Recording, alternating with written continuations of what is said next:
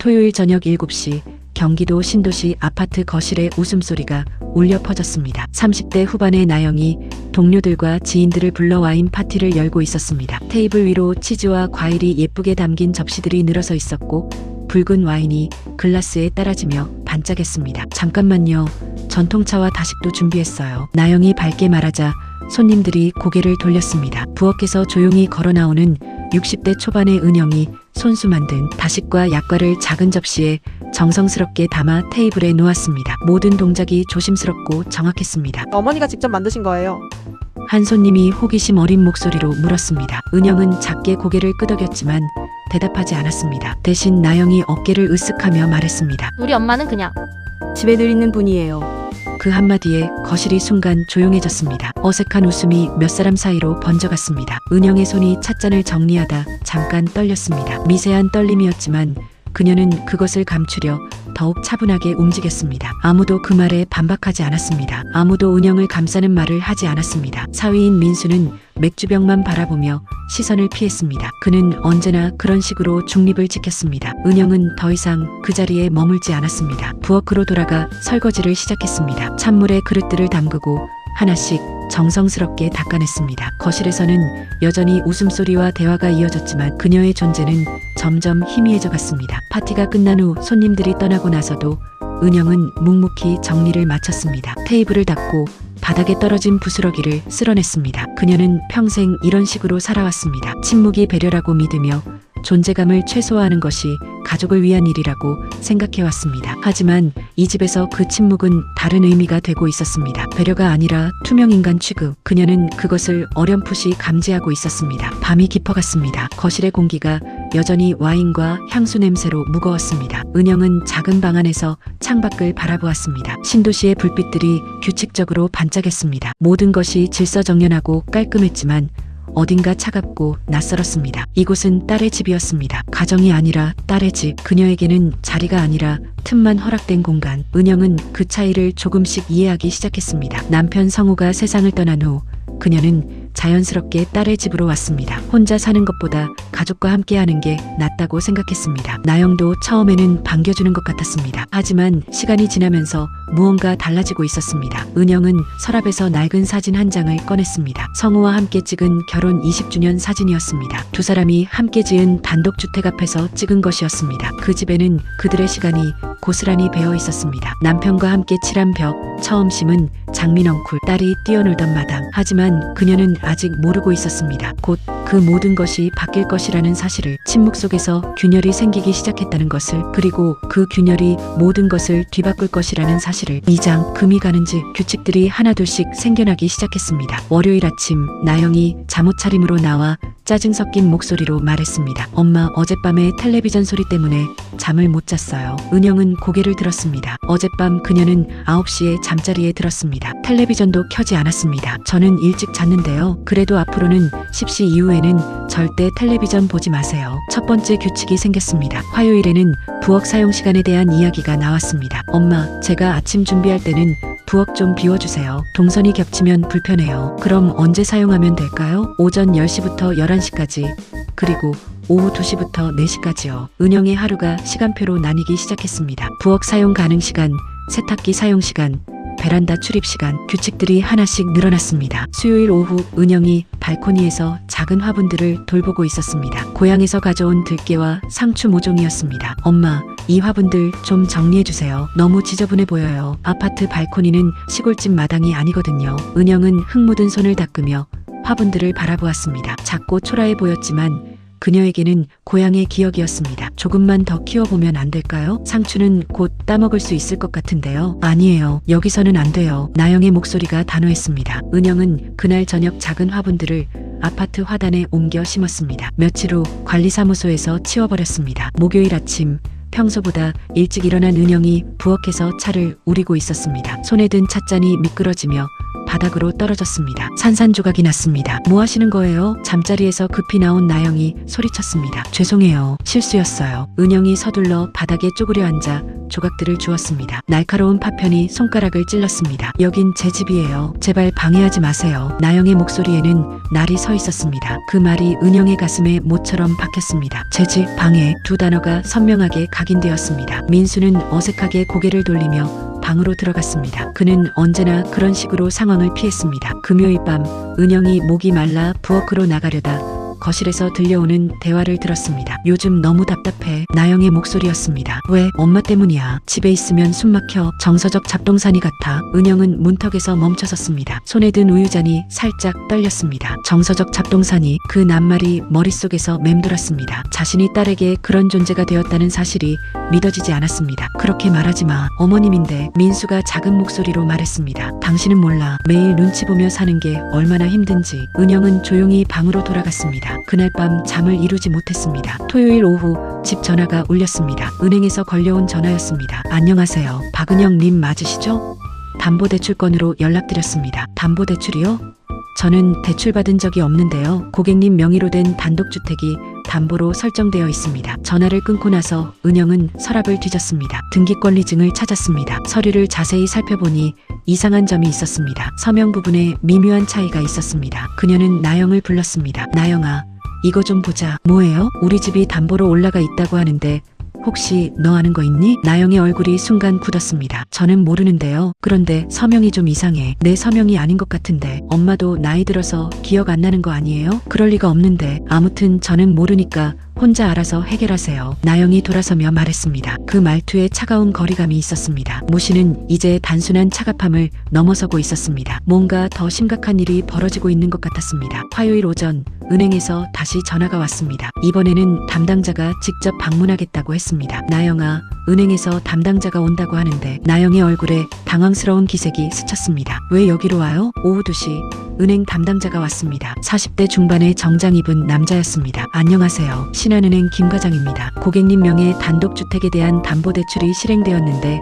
확인차 왔습니다. 김과장이 서류를 펼쳤습니다. 대출 신청서, 소득증명서, 그리고 동의서들이 있었습니다. 이 서명이 고객님이 하신 거 맞나요? 은영이 서류를 자세히 보았습니다. 분명히 자신의 이름이었지만 글씨체가 달랐습니다. 미묘하지만 확실한 차이였습니다. 이건 제 서명이 아닙니다. 그럼 누가 하신 걸까요? 김 과장의 표정이 심각해졌습니다. 나영이 끼어들었습니다. 엄마, 나이 들어서 기억이 가물가물한 거 아니에요? 아니야. 내 서명은 내가 제일 잘 알아. 그렇다면 이건 심각한 문제입니다. 서명 위조라면 형사사건이 될 수 있어요. 나영의 얼굴이 창백해졌습니다. 민수는 안절부절 못했습니다. 담당자가 떠난 후 집안은 무거운 침묵에 휩싸였습니다. 나영은 방으로 들어가 문을 닫았습니다. 밤 10시경 나영의 방에서 전화 통화하는 소리가 들렸습니다. 어떻게 하면 좋을지 모르겠어. 그냥 모른다고 하면 되잖아. 그래도 서명이 다르다고 하는데. 나이 들어서 손이 떨린 거라고 해. 은영은 귀를 기울였습니다. 딸이 자신을 속이고 있다는 확신이 들었습니다. 수요일 아침 은영은 일찍 일어나 짐을 쌌습니다. 옷가지 몇 벌, 남편의 유품, 그리고 중요한 서류들. 새벽 3시 모든 것이 조용할 때 은영은 집을 나섰습니다. 식탁 위에 작은 쪽지를 남겨뒀습니다. 나영아, 더는 내 어두운 그림자가 되지 않겠다. 24시간 모텔에 방을 잡았습니다. 작고 초라한 방이었지만 마음은 오히려 편했습니다. 아무도 눈치 보지 않아도 되는 공간이었습니다. 아침이 되자 은영은 오래된 전화번호부를 뒤졌습니다. 대학 동창 중에 변호사가 된 친구가 있었습니다. 박준호. 30년 만에 연락을 해보기로 했습니다. 준호야, 나 은영이야. 은영이 정말 오랜만이네. 급한 일이 있어서 그러는데 상담 좀 받을 수 있을까? 1시간 후 은영은 준호의 사무실에 앉아 있었습니다. 이런 일이 있었구나. 준호가 서류들을 살펴보며 고개를 끄덕였습니다. 어떻게 해야 할까? 일단 서명 위조는 명백한 범죄야. 경찰에 신고할 수 있어. 그런데 상대가 내 딸이야. 은영의 목소리가 떨렸습니다. 다른 방법은 없을까? 일단 집을 처분하는 방법도 있어. 내가 직접 팔아버리면 담보도 자동으로 해제되거든. 집을 판다고? 그래. 법적으로는 내가 소유자니까 내 권리야. 누구도 막을 수 없어. 권리는 소리를 지르지 않아도 유효해. 조용히 행사할 수 있는 게 권리의 힘이야. 그 말이 은영의 마음에 깊이 박혔습니다. 권리. 그동안 자신이 잊고 살았던 단어였습니다. 모텔로 돌아오는 길 은영은 도서관에 들렀습니다. 그곳에서 우연히 만난 지인이 있었습니다. 이서연. 부동산 중개사로 일하는 50대 여성이었습니다. 어머님, 여기서 뵙다니 반갑네요. 서연 씨. 바쁜 중에 미안한데 상담 좀 받을 수 있을까요? 조용한 카페에서 은영은 상황을 설명했습니다. 집을 파시려는 거군요. 빨리 처리할 수 있을까요? 요즘 시장이 좋아서 금방 될 거예요. 조건이 있어요. 비공개로 그리고 확실하게. 알겠습니다. 신뢰해주세요. 그날 밤 모텔방에서 은영은 창밖을 바라보았습니다. 두려움 대신 이상한 또렷함이 가슴에 자리 잡고 있었습니다. 오랫동안 잊고 있던 감정이었습니다. 서연에게 문자를 보냈습니다. 내일부터 시작하겠습니다. 처음으로 자신이 주인공이 되는 이야기가 시작되고 있었습니다. 목요일 오전 9시 서연이 준비해온 매물 사진들을 확인하며 은영은 놀랐습니다. 오래된 단독주택이 이렇게 아름답게 보일 줄 몰랐습니다. 사진을 참 잘 찍으셨네요. 집 자체가 예뻐요. 정원도 잘 가꿔져 있고 구조도 튼튼해 보이고. 매물은 조용히 시장에 올라갔습니다. 서연의 전략은 간단했습니다. 사진과 설명을 최소한으로 구성하고 진짜 필요한 사람들에게만 알리는 것. 실수요자들만 선별해서 연락드릴게요. 점심시간이 되자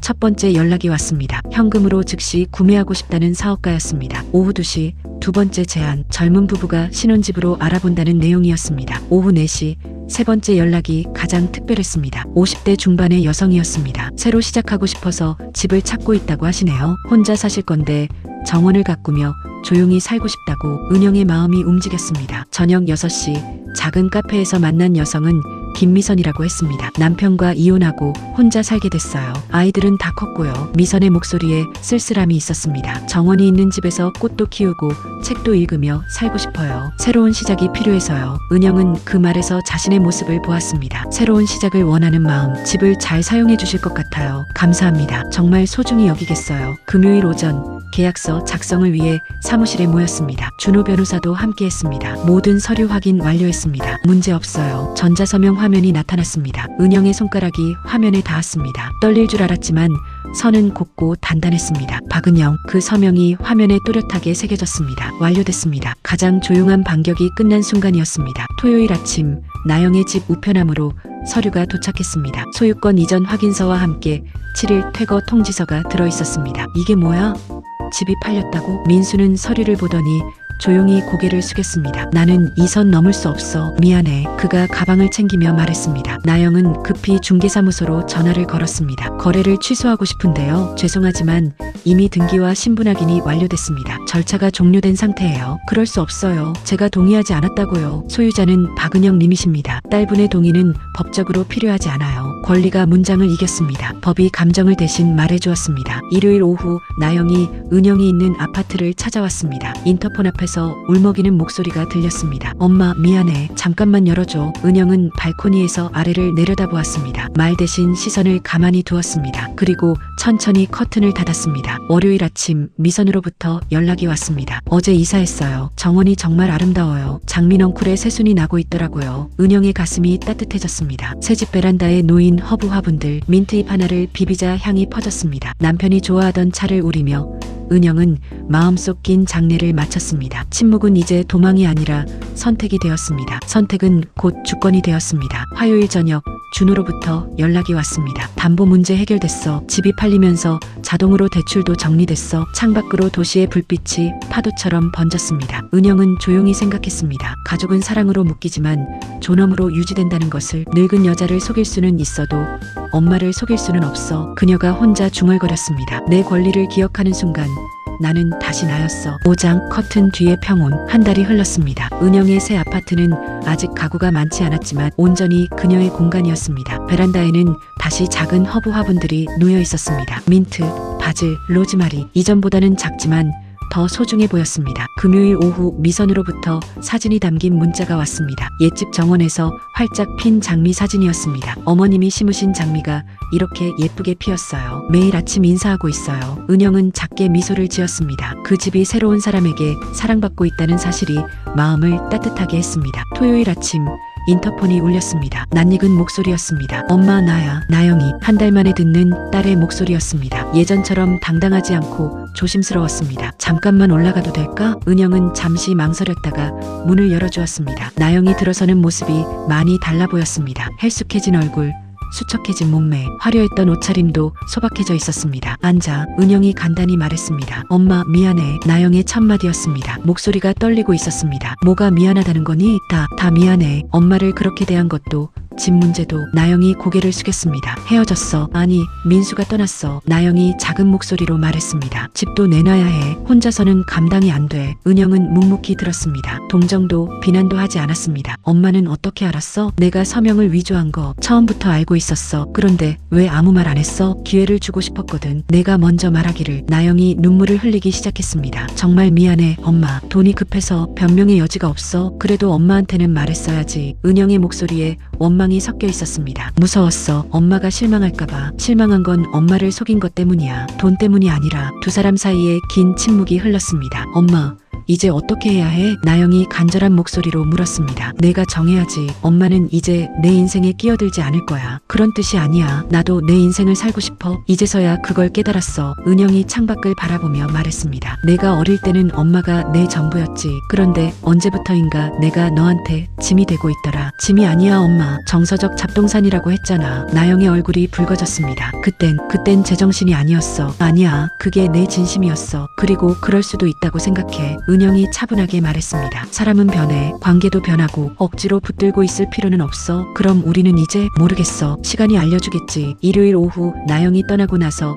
은영은 혼자 베란다에 앉았습니다. 민트 잎을 따서 차에 우려 마셨습니다. 남편이 좋아하던 차였습니다. 성호야, 이제 우리 딸 걱정은 그만해도 될 것 같아. 작은 목소리로 혼잣말을 했습니다. 나도 이제 나만의 시간을 가질게. 월요일부터 은영은 새로운 일상을 시작했습니다. 도서관에서 책을 읽고 문화센터에서 서예를 배웠습니다. 오랫동안 미뤄뒀던 일들이었습니다. 화요일에는 준호와 함께 점심을 먹었습니다. 기분이 좋아 보이네. 응, 오랜만에 내가 나인 것 같아. 그게 중요한 거야. 누구의 엄마, 누구의 아내이기 전에 박은영이잖아. 수요일 오후 서연이 들렀습니다. 미선님이 안부 전해달라고 하시네요. 정원 가꾸는 재미에 푹 빠지셨다고. 다행이에요. 목요일 저녁 예상치 못한 전화가 왔습니다. 민수였습니다. 어머님, 안녕하세요. 민수구나. 어떻게 지내니? 죄송합니다. 그때 아무것도 하지 못해서. 괜찮아. 내가 할 수 있는 일이 아니었어. 나영이가 많이 후회하고 있어요. 그렇구나. 언젠가는 다시 가족이 될 수 있을까요? 은영은 잠시 생각했습니다. 가족은 혈연만으로 되는 게 아니야. 서로를 존중할 때 진짜 가족이 되는 거지. 금요일 아침 은영은 거울 앞에 섰습니다. 한 달 전보다 표정이 밝아져 있었습니다. 주름은 그대로였지만 눈빛이 달라졌습니다. 오후에 미선으로부터 또 연락이 왔습니다. 어머님, 다음 주에 집들이 하려고 하는데 오실 수 있으세요? 제가 가도 될까요? 당연하죠. 이 집의 진짜 주인이셨잖아요. 토요일 저녁 은영은 베란다에서 도시의 불빛을 바라보았습니다. 파도처럼 일렁이는 불빛들이 예전보다 따뜻해 보였습니다. 나영으로부터 문자가 왔습니다. 엄마, 새 직장 구했어. 작지만 혼자 살 수 있는 곳도 찾았고 천천히 다시 시작할게. 은영은 답장을 보냈습니다. 잘했어. 응원할게. 일요일 아침 은영은 새로운 한 주를 준비했습니다. 더 이상 누구의 그림자가 아닌 자신만의 시간들. 창밖으로 따스한 봄 햇살이 들어왔습니다. 베란다의 허브들이 파릇하게 자라고 있었습니다. 늙은 여자를 속일 수는 있어도 엄마를 속일 수는 없어. 그녀가 다시 한번 중얼거렸습니다. 내 권리를 기억하는 순간 나는 다시 나였다.